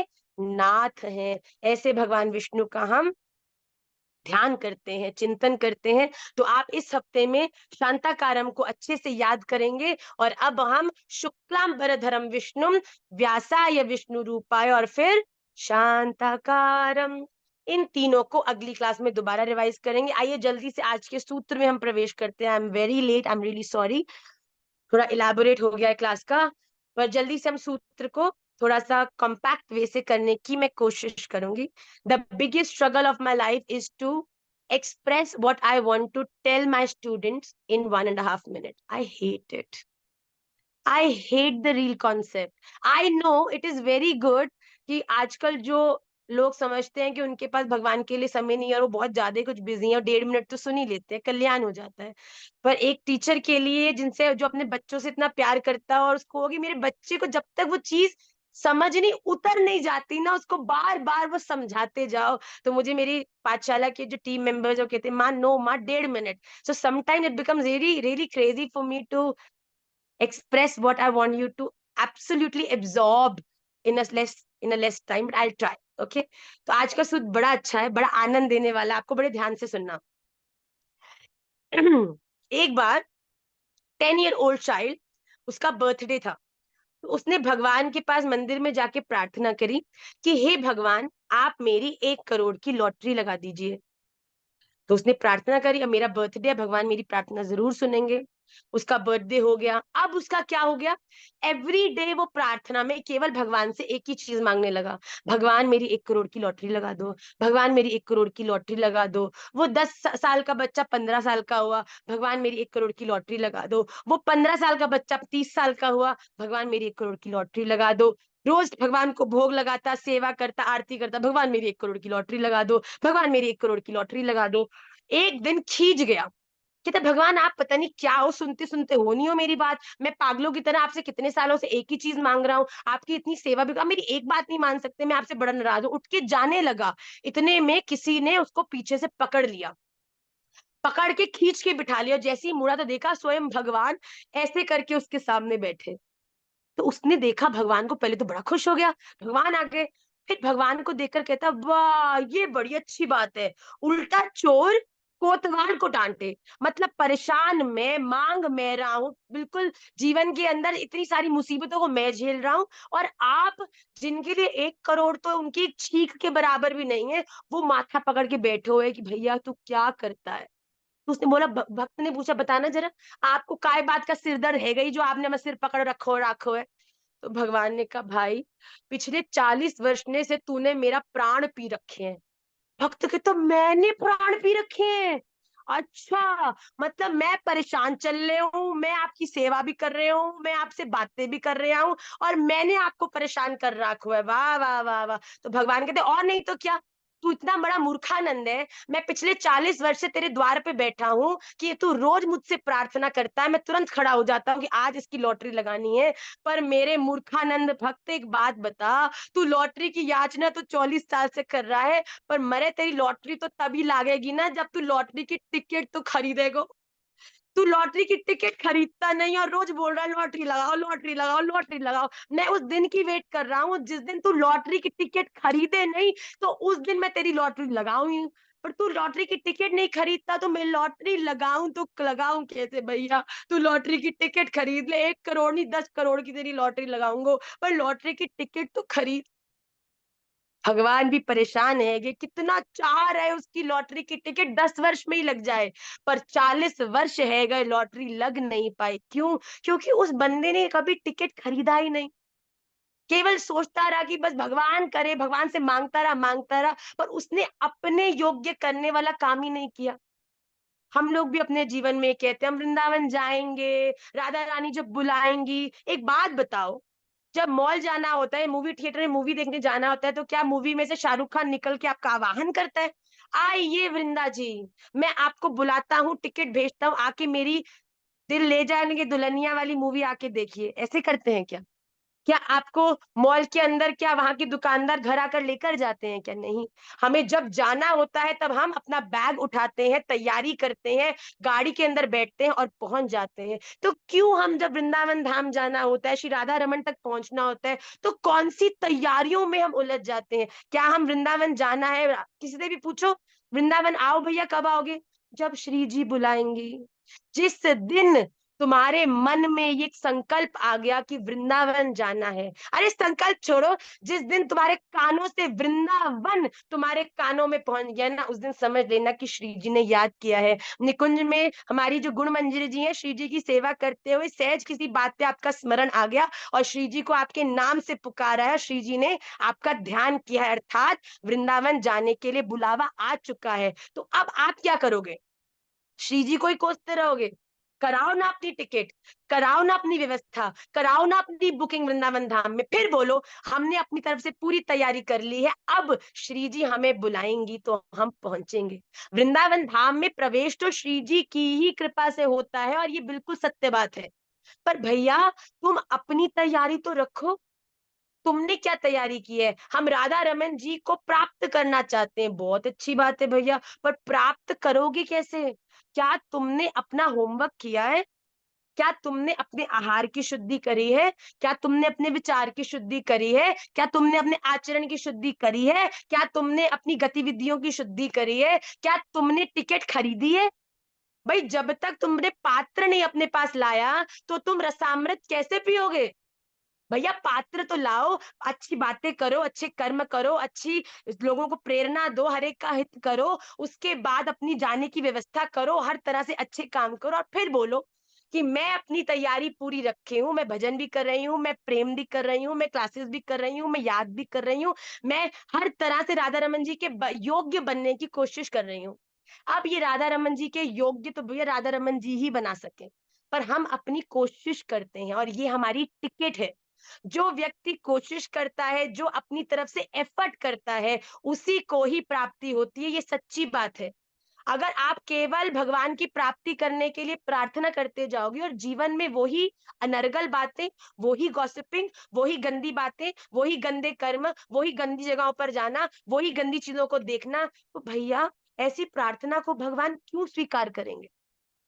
पर जिस दिन हमारा जीवन बदलने लगता है, हमारे काम बदलने लगते हैं, हमारी कोशिश बदलने लगती है, उस दिन हमें वो टिकट प्राप्त होती है जिसकी लॉटरी जल्दी ही लगकर भगवान सहज ही हमें पुकार लेते हैं, अपने पास बुला लेते हैं, अपनी कृपा दृष्टि हम पर परिवर्षित कर देते हैं। इसीलिए हम भी बेफजूलों की वेटिंग नहीं करें, हम इधर उधर टाइम पास नहीं करें। अगर सच में राधा रमन जी को प्राप्त करना है, अगर सच में श्रीधाम वृंदावन जाना है, आज श्रीधाम वृंदावन जाने का मन हो रहा है, तो घर में व्यवस्था बनाओ, अपनी टिकट बुक कराओ, जहां रहना है वृंदावन में वहां पर बात करो, हमको सूचित करो, आश्रम में हम कमरा तुम्हारा तैयार रखेंगे। सब चीजें अपनी तरफ से जो तुम कर सकते हो उसको करके रेडी रखो और फिर राधा रमन जी से प्रार्थना करो कि भगवान हमारी तरफ से जो तैयारी थी हमने कर ली, अब ये आपकी इच्छा है कि आप मुझे अब श्रीधाम बुलाइए, आप मुझे परमिशन दीजिए कि अब मैं निर्विघ्नता से आप तक पहुंचूं। ना हमने टिकट कराई, ना हमने साधन किया, ना हमने कहाँ आना है वहां की कोई तैयारी की, बस कोई पूछे तो ये लेम सा स्टेटमेंट याद कर लिए, जब श्री जी बुलाएंगी।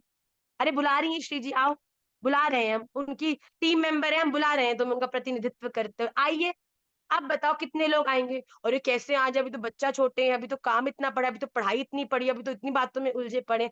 ये सत्य है।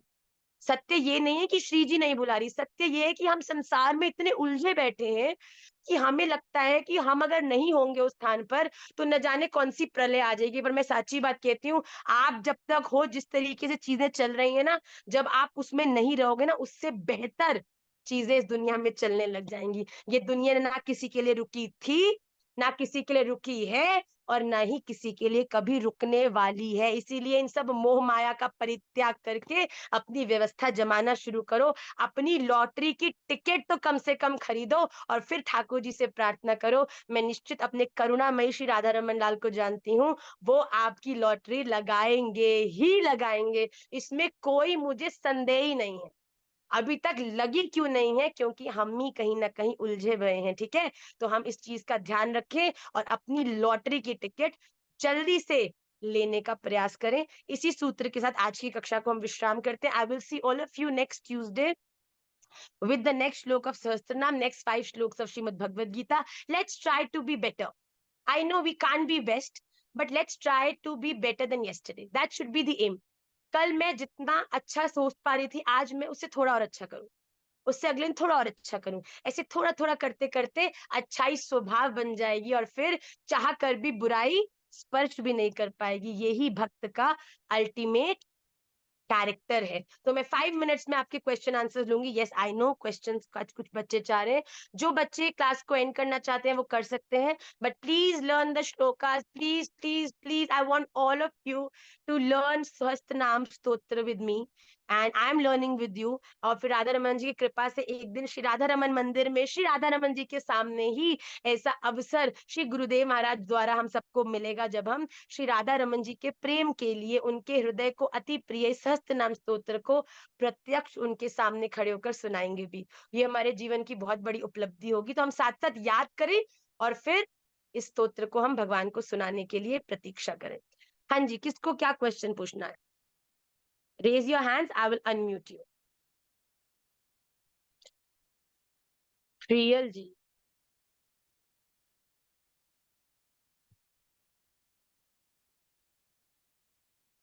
जी प्रियल जी, इतने सारे क्वेश्चंस। राधे राधे मैया। राधे राधे बच्चे। मैया कभी कभी कंफ्यूजन बहुत होता है कि जब माला जप करे तो हरे कृष्ण महामंत्र करे या राधा नाम करे, मतलब उसमें बहुत ज्यादा कंफ्यूजन होता है कभी बेटा इन कभी। सभी में नेक सा भी अंतर नहीं है। हरे कृष्ण कृष्ण कृष्ण हरे हरे, हरे राम राम राम हरे हरे, और श्री राधा नाम में और आपके गुरु मंत्र में कोई भी अंतर नहीं है। पर अगर आप चलते फिरते चलित रूप में अगर आप, और बेटा इसमें और बहुत बड़ी बात है कि आप किस प्रणाली में दीक्षित है, आपकी प्रणाली में किस मंत्र को सहजता से और किस मंत्रों को गुरु गादी पर बैठ सॉरी आसन गादी पर बैठकर करना होता है। हमारी परंपरा में जो कहा जाता है, जो गुरु मंत्र जो आपको गुरुदेव देते हैं वो पूर्ण पवित्रता में केवल आसन पर ही बैठकर आप मंदिर में या किसी पवित्र स्थान में बैठकर आप मौन रूप से करते हो, और आप महामंत्र हरे कृष्ण कृष्ण कृष्ण हरे हरे, इसमें राधा नाम भी है, जो हरे है वो श्रीमती राधा रानी है। तो हरे कृष्ण राधा कृष्ण, हरे कृष्ण राधा कृष्ण, कृष्ण कृष्ण हरे हरे, कृष्ण कृष्ण राधे राधे, हरे राम सीता राम, हरे राम सीता राम, राम राम राम राम, हरे हरे सीता सीता। तो कोई अंतर ही ना है बेटा। तो महामंत्र में ऐसे हमारे गुरुदेव महाराज कहते हैं कि सब कुछ आ जाता है। तो जब आप घर में अपने इजी मोड में चलते फिरते खाना बनाते हो या आप महामंत्र करें, और जब सुबह स्नान करके पवित्रता में होते हैं तब आप गुरु मंत्र करें। ओके, यस धन्यवाद। नवलिका सक्सेना जी। हाँ जी बेटा, हे राधा रमन। राधे राधे मैया। राधे राधे बेटा। मैया बहुत ज्यादा कंफ्यूजन रहता है कि हमें पता नहीं है कि किस प्रणाली को हम बिलोंग करते हैं, क्योंकि कोई गुरु नहीं है, और बहुत ज्यादा कंफ्यूजन रहता है आचरणों में। अभी क्लासेस भी, मतलब मेरा घर पे कथाएं सुनना बंद करवा दिया है, सत्संग सुनना बंद करवा दिया है, और अभी क्लासेस भी मैं लेती हूँ तो बहुत गुस्सा करती है। मम्मी को ही पता है सिर्फ कि मैं क्लासेस लेती हूँ, और किसी को नहीं पता, और बहन को, और मम्मी भी पापा को बताने वाली होती है, नहीं बताती है। तो आई अ, अंडरस्टैंड। हाँ, मैं इतनी सारी गलतियां पहले कर चुकी हूँ, मतलब नहीं बेटा, मैं आपको बताऊं, आपकी जो स्थिति है ना, ये प्रमाण है कि राधा रमन लाल आपके बहुत पास है। जब जब राधा रमन जी इस तरह की प्रतिकूलताएं जीवन में लाके खड़ी करते हैं ना, तो इसको तप मानना चाहिए बेटा। ये आपके रूप में तपस्या के रूप में है, और आप कोई बात नहीं, नहीं सुनने दे ना सुनने दे, आप आपके मन से राधा रमन जी को तो नहीं निकाल सकते ना। तो आपने जो अपराध किए हैं वो कोई भी मायने नहीं लगता।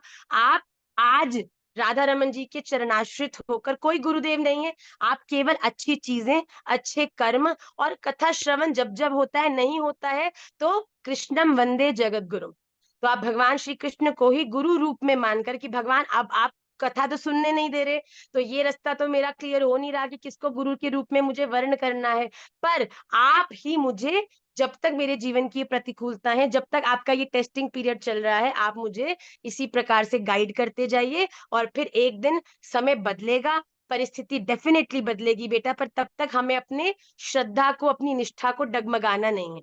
कंफ्यूजन नहीं होना चाहिए, राधा रमन मेरे और मैं राधा रमन जी की हूँ। अब बीच में कितनी भी बसूड़ी हो, कितने भी स्यापे हो, कितने भी कलेश हो, कलेशों को अपना काम करने दो, तुम प्यार करते रहो।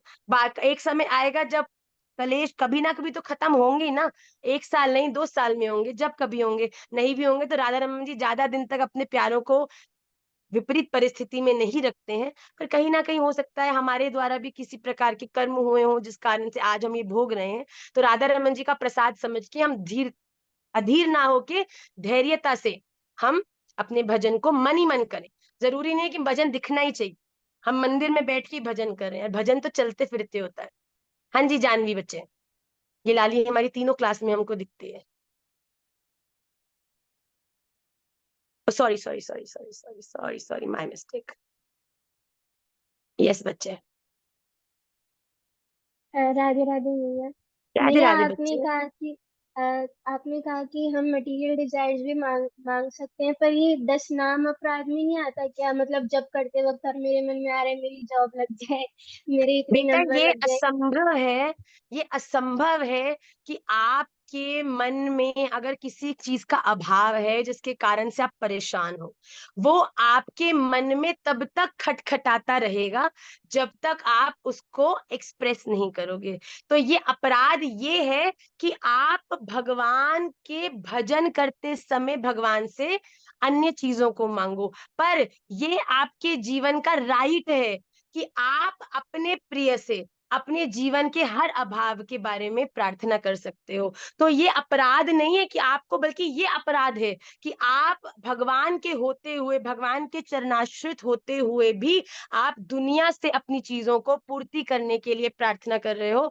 पर आप अगर किसी भी, यहाँ पर भगवत गीता में भगवान ने कहा है कि 4 प्रकार के मेरे भक्त होते हैं, जिसमें से एक अर्थार्थी भी होते हैं। अर्थार्थी अर्थ मतलब जिनके जीवन में अर्थ का अभाव है, अर्थ मतलब पैसे की कमी है, तो भगवान कहते हैं वो भी मेरी भक्त हैं। तो अगर तुम्हारे जीवन में कोई मटेरियल चीज की भी कमी है, तो अगर तुम उसे भगवान से मांग रहे हो तो ये किसी भी तरह से अपराध नहीं है। आप और भगवान से मांग लोगे तो वो चीज आपके चिंतन से चली जाएगी। जब तक आप भगवान से नहीं मांगोगे तब तक वो आपके दिमाग में खटखटाती रहेगी। तो भजन में मटेरियल चीज मिक्स हो जाएगी और मटेरियल चीज में भजन मिक्स हो जाएगा, तो वो ना आपको मटेरियल चीज मिल पाएगी ना भजन कर पाओगे। तो सबसे अच्छी बात है कि जो आपको वो चीज दे सकता है, जो कि भगवान स्वयं है, भगवान से प्रार्थना करो और फिर भजन करो। अब भगवान से बोल दिया तो अब भगवान की हेडेक है, भगवान देखेंगे। तो अब तुम्हारे चिंतन से वो चीज निकल गई और अब तुम्हारे भजन में उस चीज का ध्यान नहीं आएगा। इसलिए क्या होता है, मन से बताओ, तुम्हें किसी चीज से तुम दुखी हो, दुनिया में कुछ भी करके क्या तुम उसको अपने मन से हटा सकते हो? जब तक शेयर नहीं करोगे। जब शेयर कर देते हो फिर हल्के हो जाते हो। तो शेयर किससे कर रहे हो वो बड़ी महत्वपूर्ण चीज है। तो बिल्कुल बेटा, जीवन में कुछ भी चाहिए भगवान से शेयर करो और फिर देखना आपके भजन में उन चीजों का जो प्रवेश है वो भी कम हो जाएगा और धीरे धीरे खत्म ही हो जाएगा। और एक और इसी से रिलेटेड एक सवाल था कि अगर हम ये मांगे तो अगर हमें जैसे मिल गया वो अर्थ, तो क्या हमें नाम रुचि कृष्ण प्रेम या ये सब घट जाएगा?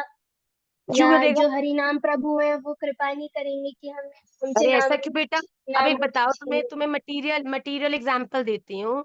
अगर एक पत्नी को अपने पति से एक साड़ी चाहिए और वो अपने पति से वो साड़ी मांग लेती है और पति लाके उसको साड़ी दे देता है, तो क्या पति पत्नी के बीच का प्रेम कम हो जाता है कि बढ़ जाता है? बताओ बढ़ जाए बताओ। बढ़ मैंने तो जाए तुम एग्जाम्पल तुम्हारे ऊपर थ्रो किया, अब तुम इसका सोल्यूशन बताओ। बढ़ जाता है इसमें। तो फिर, अरे भगवान से हमको कुछ चाहिए, हमने भगवान से मांगा, भगवान ने हमको दिया, तो हमारी भगवान में प्रेम और निष्ठा और भगवान का हमसे प्रेम कि ये मेरा भक्त है और कहीं नहीं जाएगा, मेरे से ही मांगेगा और मैं सदा इसकी सब बातों का ध्यान रखूंगा। इससे तो प्रेम बढ़ता है बेटा, नाम रुचि बढ़ती है। आपकी कोई बात सुनता है, आप शेयर करते हो, उससे आपका मन मुटाव हो जाता है कि और प्रेम उससे बढ़ता है, प्रेम बढ़ता है कि ये तो मुझे सुनता है, ये तो मेरा फ्रेंड है, ये तो मेरा बिलवेड है। तो उसके साथ आपका प्रेम, नाम रुचि सब कुछ बढ़ता ही बढ़ता है बेटा। पर हमें इस ठीक है बात का भैया। ध्यान रखना, ये नहीं है कि वो हमारी बात सुन रहा है और मान रहा है तभी तक प्रेम चल रहा है भैया। जिस दिन भगवान हाँ मैंने आपसे मर्सिडीज मांगी और आपने मर्सिडीज की जगह करोला दिला दी मुझे, तो प्रेम की सेटिंग खत्म। ऐसा नहीं होना चाहिए बेटा। जिस ठीक दिन है। हमने भगवान ने अगर करोला दिला दी तो भगवान निश्चित रूप से अभी मर्सिडीज के योग्य मैं नहीं हूं या मेरे हित के लिए नहीं है, तो आपने जो भी मुझे प्रदान किया है उसके लिए मैं आपको धन्यवाद व्यक्त करता हूँ। इस तरह से जीवन को हम आगे बढ़ाएंगे। धन्यवाद भैया। ओके मैं आज की क्लास का लास्ट क्वेश्चन दूंगी। We'll try to take 3-4 questions every week. एक क्वेश्चन लास्ट लूंगी कोई न्यू बच्चे से।